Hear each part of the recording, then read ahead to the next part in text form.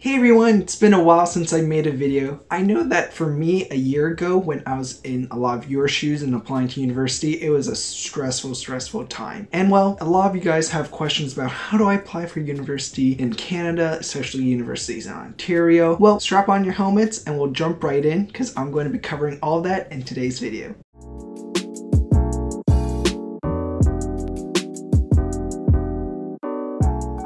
A little background about myself. I'm currently a first-year engineering student at the University of Toronto here in Toronto, Canada. I applied to various universities last year such as Waterloo Engineering, University of Toronto Engineering, Western Ivey, Queen's Commerce, among many other programs, and I got accepted into all of them. I applied as a Ontario resident, and you can learn more about the marks that I had when I applied in my marks video, which I'll link down in the description below, as well as the extracurricular activities I put in the application profile for a lot of the universities that required discussing extracurricular activities, and that video is also linked down in the description below. As well, if you haven't subscribed yet, make sure to do that right now. Subscribe down below and you could comment any questions that you have throughout the video and I'll get back to you as soon as possible. I'm going to be making around 4 more videos about the university application process, talking about what universities are looking for, talking about ways you can make yourself stand out, and a whole lot more. So subscribe and stay tuned for those videos. I'll be breaking down this video into 3 portions based on where you're applying from. Whether you're an Ontario resident, a Canadian resident, or an international applicant, I'll be going over a lot of the processes that you will take when you apply to universities, especially here in Ontario, such as University of Toronto, Waterloo, Queen's, Western, Ryerson, York, and a whole lot more. I'll also be briefly touching upon the application process for McGill and UBC for Ontario's residents in particular as well. I just want to start off by saying that this video is a general overview of the application process. I won't be going into the specifics in each section. Those I would recommend it's better for you to do your own research based on where you're applying from, what school you're applying to, and a whole lot of other factors, because different programs, different universities, different countries that you're applying from will have different conditions and things that you have to look out for during the application process. So it's still best to do your own research on top of this. But this video will be going over a really good amount of just what you need to know for the application process. So with that out of the way, let's get started. For Ontario students, applying to Ontario universities is a pretty easy process. Getting in might be a different story, but the process to apply to them is relatively simple. Around early December, even in late November, you'll be getting your OUAC 101, OUAC standing for Ontario Universities Application Center.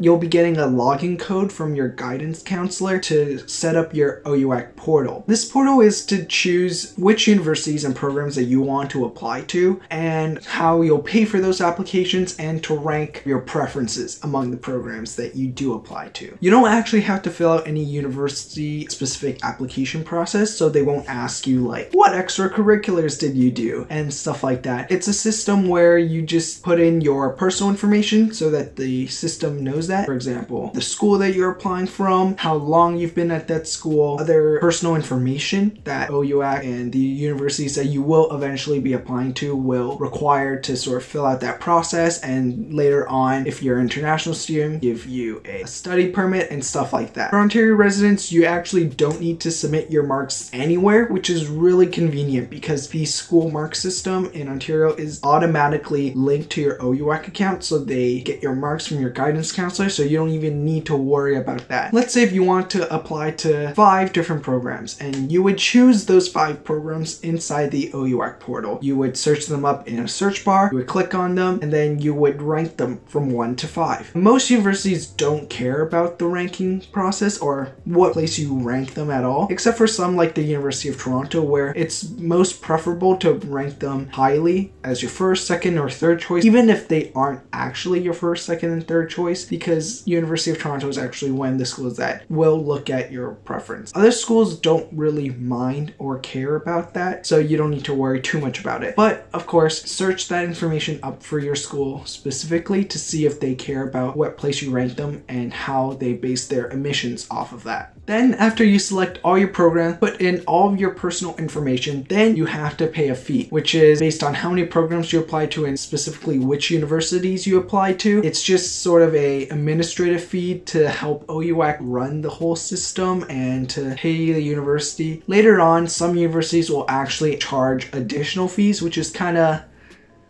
questionable, but if you can't pay for them, there are financial aid means for each university and from OUAC to help you pay for those. So if you need bursaries or financial aid in that regards, you could definitely find it. Once you fill in our example 5 programs, you could go back later on and edit it, but it's a really tiresome process and it's a rather lengthy process to edit and add new universities. So in your first go at it, you should really consider the programs that you want to apply to. You can always back out and just not apply to them at all, but then you would pay the fee. So it's important to look at from the wide array of university programs which ones you are interested in so that you can apply to them and you don't need to go back and reapply to a new program that you want and suddenly found. But you could definitely do so don't worry too much about it. It's extra time that you could be using polishing up your application or just doing schoolwork or just doing something else that you want. After you submit and pay the fees and do everything on the OUAC portal, the individual universities will send out a login code for their own individual portal, maybe 1 or 2 weeks later. So it's always good to get your OUAC applications in as soon as possible so that the universities could send in their own portals that you apply to. And the university portals are actually the ones where you put in all the information that the universities want, such as if they do ask for extracurriculars or even extra admission questions, that's where you would have it. So it's always best to have your OUAC portal done as quickly as possible, but make sure that you are applying to programs that you want and you love. I know based on the questions from previous videos, there was a lot of questions about should I apply early, should I apply regular, or what do these things even mean, right? So most university programs, their deadline for their application process is in late February, early March, but you could apply early and some universities have that option. So I applied early to University of Toronto Engineering as well as Queen's Commerce, and I got my acceptances much earlier than a lot of other people. There's some benefits of applying early, such as just getting it out of the way, but it also allows you, if you have strong grade 11 marks, to use those because a lot of grade 12 marks aren't available yet when you apply early. So they'll look at that and then you'll get an early acceptance in February, so you could spend pretty much all of your second semester doing just the bare minimums to have the required average still to get accepted. Since I also applied to the Queen's Chancellor Scholarship, I was forced to submit my commerce application early in December, and the same for University of Toronto, but that was a more of a personal choice to submit that early. I personally don't think applying early hurts you in any way, shape, or form during the admissions process because pretty much all Ontario universities have rolling admissions, which means that they'll convene in January and make a decision on who they'll accept in February, then they'll keep doing that until at the very end you'll know if you got accepted, if you got waitlisted, or if you got rejected. So it really doesn't hurt because they aren't going to judge you based on the people that you also applied early. They'll judge you if you don't get in early with regular admissions as well. Ultimately, it's really up to you on when you want to apply and how you want to apply. But if you have any questions, just comment them down below and I'll be more than happy to answer them for you. But you could also search that information up on the university's individual websites or ask the university admissions officer or their information staff about these questions as well. For Ontario residents applying to UBC and McGill, it's a pretty easy process. You can link your OUAC directly to those university portals so that they'll get their marks automatically, and then you just have to fill out whatever information that they need. For McGill, it's pretty easy because they only look at your marks, so all you have to do is fill out some personal information, some family information, some financial information, and then you're good to go to submit your application. For me, when I applied to UBC Engineering, or when I considered applying to UBC Engineering and then decided not to finish my application, there was a very long application form where there were so many questions that you will also have to go through as well. And so it really depends on what program you apply to in UBC and McGill if you're from Ontario, but setting it up and getting it started is really easy because you just link in your OUAC number. For students outside Ontario applying to Ontario universities, so this includes people in Canada that aren't from Ontario and international students from all across the world, the application process goes through OUAC 105, which is different from OUAC 101, which is for Ontario residents. OUAC 105 is really dependent on where you're applying from, your residency status in Canada, and a whole lot of other factors when you put it into the system. So for